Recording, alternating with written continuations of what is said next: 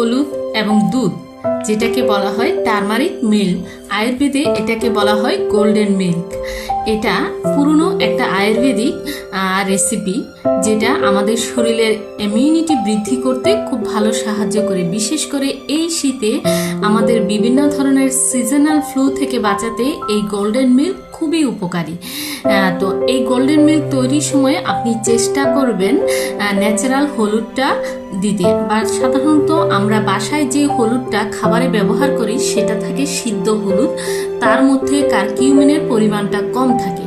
তো আপনি যদি হলুদ মিল্ক সবসময় খেতে চান, সেক্ষেত্রে আপনি বাজার থেকে ভালো মানের হলুদ সংগ্রহ করে সেটাকে সিদ্ধ না করে আপনি এটাকে ভালো করে ওয়াশ করে এটাকে ড্রাই করুন। ড্রাই করে নিজেই গুঁড়ো করে একদম তুলনামূলকভাবে ভালো একটা টার্মারিক পাউডার রাখতে পারেন। এবং দুধটা একটু ভালো করে জাল করে তার সাথে আধা চামচ বা তার থেকেও কম পরিমাণ হলুদ মিক্স করে আপনি কিছুক্ষণ বয়েল করে এই দুধটা আপনি এই শীতে পান করার চেষ্টা করুন। এতে আপনার ইমিউনিটি বৃদ্ধি পাবে।